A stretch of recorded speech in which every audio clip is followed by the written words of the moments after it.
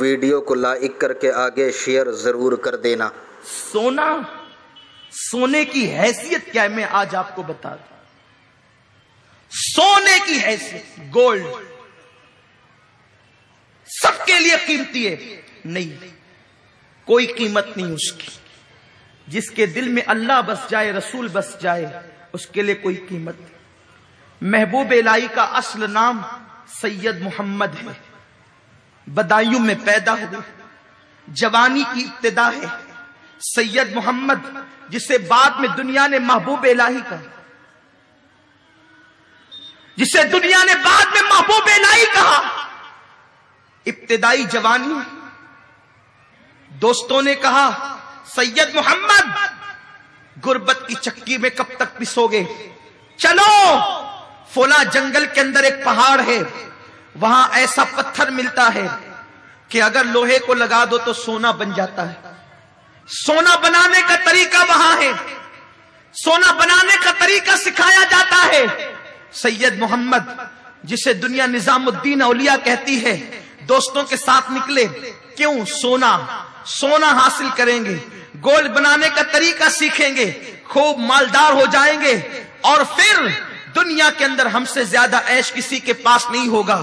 دلی کی سرزمین پر پہنچے اور پھر وہاں سے سونا بنانے کی جگہ پر جہاں طریقے بتائے جا رہے تھے، جہاں پتھر مل رہے تھے، ادھر پہنچنے لگے، گزرنے لگے۔ رستے میں ایک کٹیا ایک فقیر کی تھی۔ وہ فقیر کوئی معمولی فقیر نہیں تھا۔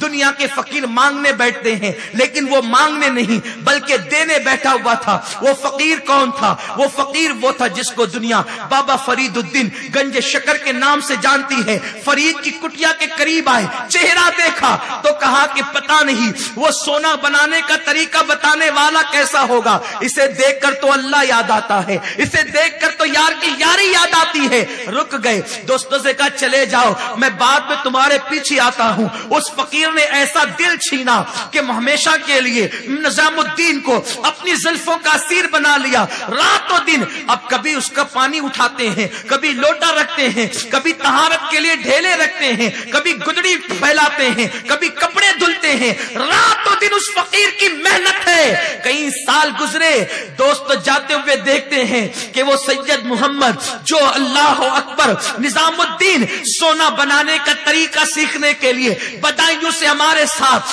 دلی آیا تھا، وہ برتن دھل رہا ہے۔ دوستوں نے دور سے دیکھا، کہا سید محمد دیکھ ہمارے پاس تھیلے کتنے ہیں، توڑے کتنے ہیں۔ دیکھا تو سب کے پاس اتنے تھیلے تھے اور سب میں سونا بھرا تھا۔ اٹھ کر کے گئے، کیا ہوا؟ کہا سونا بنانے کا طریقہ مل گیا، دیکھ ہم کتنے مالدار ہو کر آئے۔ جوانی کے ایام تھے، دل میں خیال آیا میں کہاں آ کر کے پھنس گیا، کاش ان کے ساتھ چلا جاتا تو مجھے بھی سونا بنانے کا طریقہ مل جاتا اور دنیا کے اندر میں بھی مالدار ہوتا، میرا بھی محل ہوتا، ماں کے ساتھ بڑی اچھی زندگی گزرتی۔ اللہ اکبر، دل میں خیال آنا تھا۔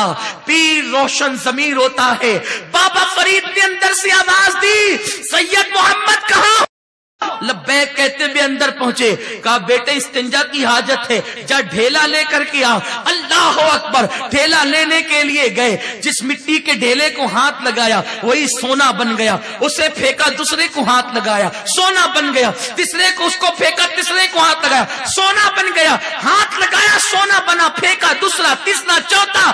اندر سے آواز آئی، بیٹے اتنی دیر کیوں لگاتا ہے، جلدی سے ڈھیلا لاتا کیوں نہیں تاکہ میں فارغ ہو جاؤں۔ آ کے ہاتھ باندھ کے کہتے بابا جس ڈھیلے کو ہاتھ لگاتا ہوں وہ سونے کا ہو جاتا ہے، فرمایا وہی لے کر کیا استنجا تو کر لوں۔ محبوب الہی نے جب کہا حضور آپ ہی نے تو مسئلہ بتایا ہے کہ سونے کے ڈھیلے سے استنجا نہیں ہو سکتی، اس کے لیے تو مٹی ہی کا چاہیے۔ فرمایا نادان، جو ڈھیلا سونے کا استنجا کے قابل نہیں ہے اس سے دل کیوں لگاتا ہے؟ دل لگانا ہے تو مدینے کے تاجدار سے لگا لے۔ کس سونے کے زیورات میں عزت فروخت کر رہے ہو جس سے استنجا بھی جائز نہیں ہے؟ کس کو دل میں بٹھایا ہے جو پاک بھی نہیں کر سکتا استنجا سے؟ کس بلا کی میں سے ہے سرشار ہم دن ڈھلا ہوتے نہیں ہوشیار ہم. آؤ اپنے اعمال کا احتساب کرو. اے میری قوم کی بیٹیوں، زیورات قیمتی نہیں ہے. زیور کھو جائے تو بازار میں مل جاتے ہیں، عصمت لٹ جائے تو بازار میں نہیں ملتی. حیا لٹ جائے تو بازار میں نہیں ملتی. انسان اگر ایک درخت کے نیچے شرافت کی زندگی گزار لے تو بھی اس کی عزت کے ڈنکے بجتے ہیں. لباس قیمتی نہیں، لباس پر عزت کا سودا. سرکار غریب نواز ایک ڈریس، ایک جبہ سنجر سے پہن کر چلے تھے. 97 سال کی عمر میں وفات پائی، وصال کیا. دوسرا جبہ کبھی بنایا ہی نہیں. جس وقت تختے پر لٹایا میرے خواجہ کو، ان کا کرتا اتارا گیا تو اس کرتے کا وزن 23 کلو کا ہو گیا. وہ کرتے کا وزن 23 کلو کا کیوں تھا؟ پوری زندگی ایک کرتے پر گزاری، جہاں سے پھٹتا پیون لگاتے، جہاں سے پھٹتا پیون لگاتے، جہاں سے پھٹتا پیون لگاتے. پیون در پر اتنے پیون لگے کہ اصل کرتا تو دکھتا ہی نہیں تھا، پیون ہی نظر آتے تھے. اور بار بار پیون کی وجہ سے اس کرتے کا وزن 23 کلو کا ہو گیا تھا. نہیں دیکھتے بڑے بڑے بادشاہ قیمتی لباس پہنتے تھے، آج قبروں کا نشان بھی نہیں. ایک کرتے پہ زندگی گزارنے والا خواجہ، جس جب دیکھو وہاں پر بھیڑ نظر آتی ہے، ہاتھ پھیلا کر لوگ خیرات مانتے ہیں. ارے ذرا غور تو کرو. تو لباس قیمتی نہیں ہے، اللہ کی محبت قیمتی ہے، عصمت کی حفاظت قیمتی ہے، آبرو کا تحفظ قیمتی ہے. اللہ اکبر. تو قوم کی بچیاں، آخر مجھے سمجھ میں نہیں آتا، باپ اپنی بیٹی کو موبائل لا کر دیتا کیوں ہے؟ بھائی اپنی بہن کو موبائل لا کر دیتا کیوں ہے؟ بیٹیوں کو انٹرنیٹ پر بیٹھنے کی اجازت دی کیوں جاتی ہے؟ سن لو، دل کے کانوں سے سن لو.